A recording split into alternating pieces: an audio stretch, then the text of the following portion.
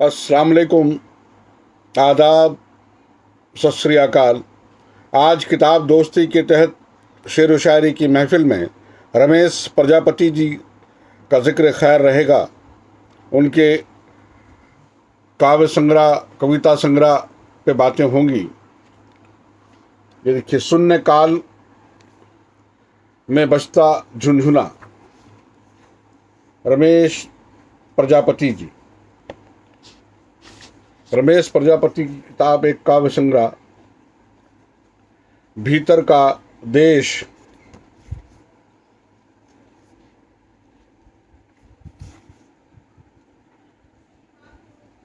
पूरा हंसता चेहरा, पहला काव्य संग्रह रमेश प्रजापति जी का, पूरा हंसता चेहरा।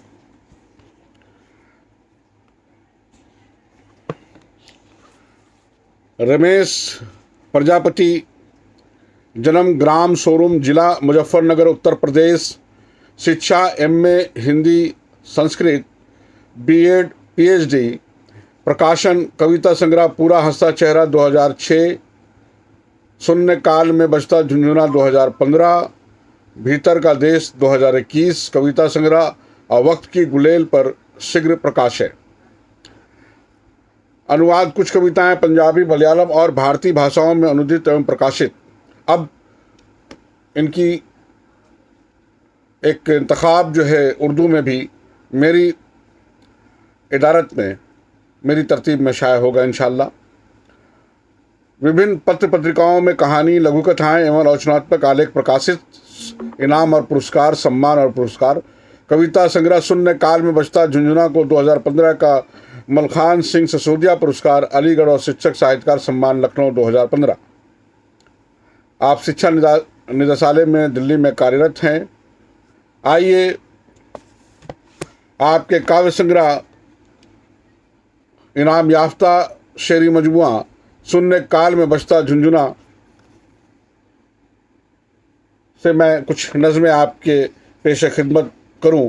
उससे कबल ये किताब रमेश प्रजापति जी ने समर्पित किया है कविता की ये दूसरी किताब माँ के लिए।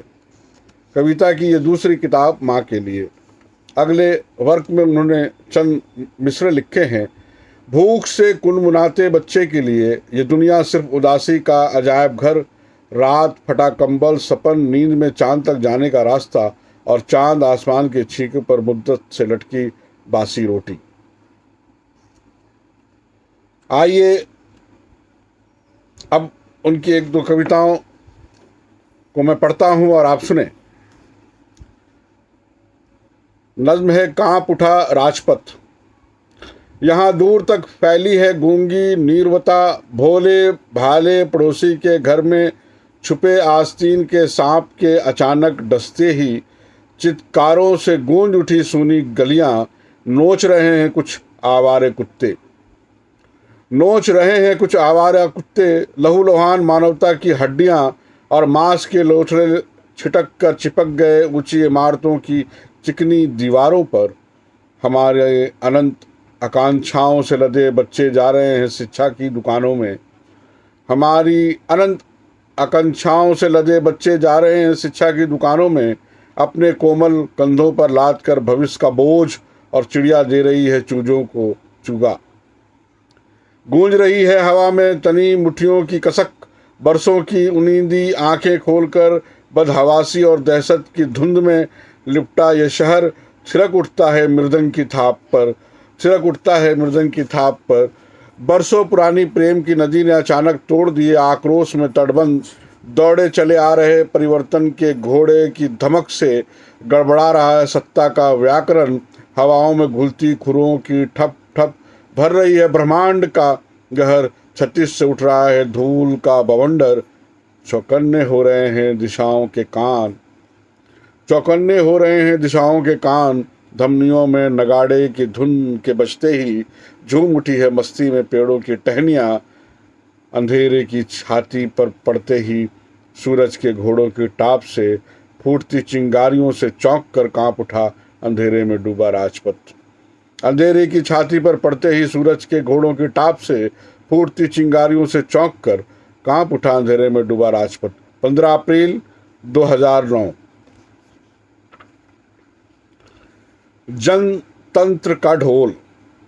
हरी हरी मुलायम घास चाटते खरगोश को दबोच लिया आवारा कुत्तों ने। कुछ ही देर में सुनसान जंगल में बर्फ सी जम गई खरगोश की उछल कूद। कोई नहीं देख पाया धरती की नम आंखें। एक मार्मिक चित्कार टकराती रही खंडर में। एक मार्मिक चित्कार टकराती रही खंडर में। मानवता से कोसों दूर रात के स्याह पत्थर तले निष्पंद दब गई झिंगूर की आवाज। कानून के किसी रोजनामचे में दर्ज नहीं हुई कोई गुहार। एक मार्मिक चित्कार टकराती रही खंडहर में। मानवता से कोसों दूर रात के स्याह पत्थर तले निष्पंद दब गई झिंगूर की आवाज। कानून के किसी रोजनामचे में दर्ज नहीं हुए कोई गुहार। चिड़िया की चहचहाट गुम हो गई कौवों की ककरस ध्वनि में।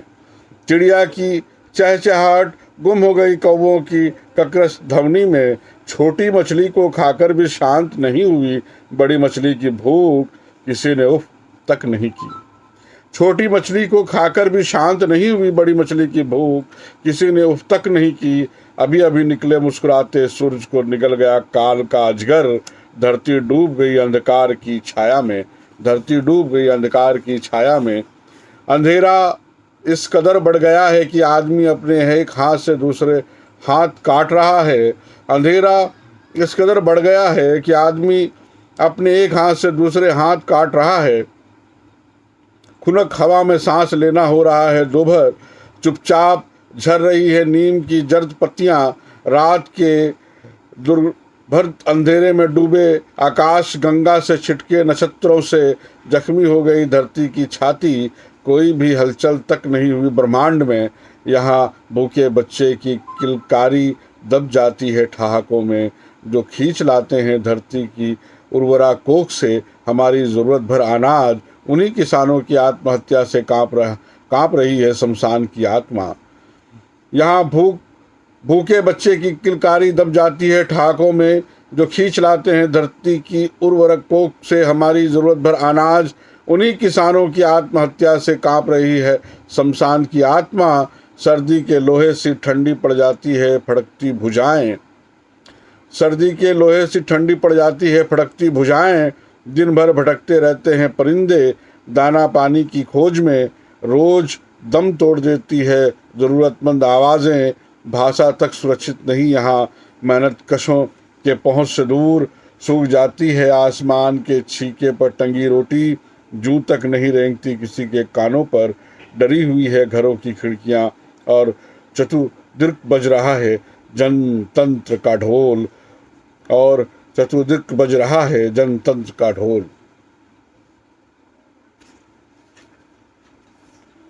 एक कविता और आपके पेश खिदमत है। नज़्म का उन्वान है इस समय फलों को कुतर कर तोते भर रहे हैं उनमें मिठास। इस समय फलों को कुतर कर तोते भर रहे हैं उनमें मिठास। मधुमक्खियाँ फूल दर फूल भटक कर संचित कर रही हैं बेफिक्र भविष्य का भोजन। गोरैया भर रही है चोंच में पानी। इस समय रेत पर बिछी तपती धूप की चादर पर नंगे पांव ढूंढता हूँ मरीचिकाओं में उम्मीद भर पानी। विश्वग्राम के बीच गांव का भोलापन। विश्वग्राम के बीच गांव का भोलापन। इस समय संस्कृति पर हो रहे हैं कटोराघात। कुछ माएँ कोस रही हैं अपना दूध, कुछ पिता अपना खून। कुछ नदियाँ अपना जल और कुछ खेत अपना अन्न। हादसों के इस कठिन समय में गनीमत है कि सांझ ढले लौट आए सही सलामत किसी जीवन के खूबसूरत रंग। तवे पर सिकते चांद सी रोटी के बच्चों की थाली में बिखर गई। उज्ज्वल चांदनी किताबों से झर रही है धूल। फूट रहे हैं लोग कंठ से कविताओं के झरने। पराग से भर रहे हैं फूल। कुम्हार तलीन है नई संरचना में। फिर उतर रही है परियां बच्चों की नींद में। तवे पर सिकते चांद सी रोटी के बच्चों की थाली में बिखर गई। उज्ज्वल चांदनी किताबों से झर रही है धूल। फूट रहे हैं लोग कंठ से कविताओं के झरने। पराग से भर रहे हैं फूल। तुम्हारे तल्लीन है नई संरचना, कुम्हार तल्लीन है नई संरचना में, फिर उतर रही हैं परियां बच्चों की नींद में। इस समय उमड़ रहा है संभावनाओं का प्रावार, नदी के मीठे जल से एक दिन फिर से लहलहा उठेगी धरती पर नई पोद। 10 अगस्त 2009। आज की इस महफिल में रमेश प्रजापति जी का शेरी मजमुआ शून्य काल में बजता झुंझुना से मैंने कुछ नज़में पढ़ी हैं। आगे भी इंशाअल्लाह इनकी किताबों से कुछ कविताएं, कुछ नज़में पढ़ी जाएंगी और रमेश प्रजापति जी का जिक्र खैर मुसलसल रहेगा। आज की महफिल में बस इतना सा। मैं शायरी का मुदीर शहाब अख्तर, झरिया, धनबाद, झारखंड से। खुदा हाफिज़।